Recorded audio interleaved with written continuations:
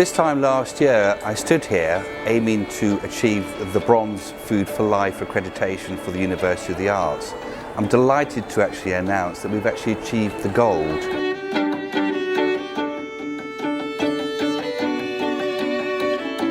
The University of the Arts London is the first university to have achieved the Food for Life Catering Mark Gold Award at such scale. So it's achieved it for the food served in 6 colleges in partnership with Cater Back's Story. It's an absolutely fantastic achievement. It means that UAL are meeting a number of very, very high standards for the food that's served. It's clearly about seasonality. It's about a certain amount of organic product that we need, and it's transferring that onto the menu. The ethos behind the menus that we've created, it's massively important to us and for us to be part of achieving this accreditation, and just what we believe in as a company is using great seasonal produce. Food for Life Catering Mark works with caterers and food providers to help them to improve the food they serve. So it's a tiered scheme, so it starts at bronze and then there's a silver award and there's a gold award. And we recognise efforts and steps taken by caterers to source more local food, to use more organic ingredients, more sustainable, more free range, fair trade, MSC fish for example, and to promote healthy eating options for the people eating their food. So all of our milk that we use in the universities is organic.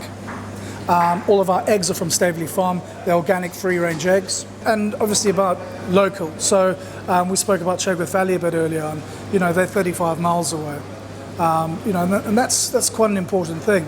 And the product that they're sending us is what's growing. So, it's November now, you won't see a strawberry in sight because they just don't grow. So choosing organic means that they're supporting a system which respects natural processes. It guarantees the very high standards of animal welfare. Organic systems, and particularly the Soil Association, guarantee that animals have got the most amount of space and the welfare is the highest that it could possibly be. And also enhance and promote wildlife and biodiversity. Choosing British, choosing seasonal, local, mean that UAL, Back's Story, take advantage of the fantastic domestic produce that we have available in the UK, rather than supporting cheaper imports, for example.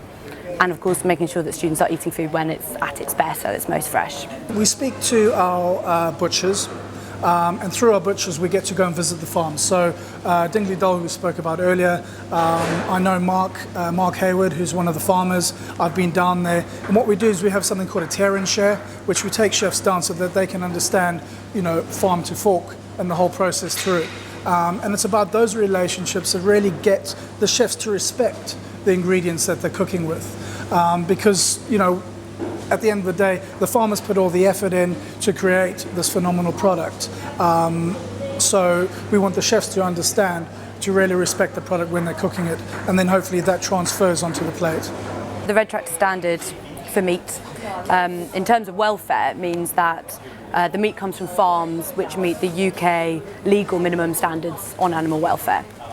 There's a whole kind of supply chain of assurance there which looks at the quality and safety of meat as well, but for a welfare standard, which is what the catering mark covers, it means that we can be assured that meat does come from farms which are meeting that kind of basic assurance for welfare. And that is important because if we're importing meat from other countries, so chicken from Thailand for example, some of those standards that are specified in other countries are lower than the UK minimum standards.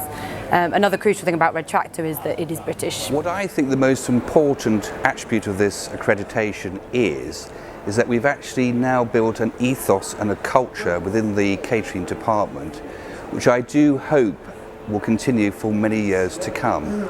I do actually think it's crucial that we set this standard and this benchmark, and that we always achieve this level. It's very clear, I think, why this work is important. Our food system, so the way we produce, process and consume food, can have and is having very negative impacts on the nation's health, the environment, British producers. And I think, if we manage it the right way, our food system can do exactly the opposite. It can help create local jobs, benefit local communities and British producers by opening up new routes to market. It can support environmentally sustainable food systems and help reduce food miles and support health and well-being. So, the positive implications of just making some changes to what we eat and how we buy food, how we consume, can be vast. The crucial thing is for this accreditation to continue, and that the food we actually provide on the plate for the students and staff is of this level. The university is committed to sustainability, and I actually think what the catering department is something which students and staff can actually see in real life in front of them. I think it's really important to have someone who is championing the cause. You know, it makes things much easier in terms of affecting change and really kind of setting the bar high and raising the standard of food for good. When I first met the Soil Association, they advised us that we should go for the bronze medal to start with, as we'd had no accreditation before that. I think actually by driving this forward and achieving the gold, we can prove that if you've got the determination and the willpower, you can drive real change through the university and through your suppliers as well. It is hard work, but it is definitely worth it in the end. Good food is really important, and it's important for healthy people, but it's also important for a healthy environment and healthy, thriving local economies. And so I think it's very important to empower consumers to make sure that they take those choices home and they really embed them in their food practices.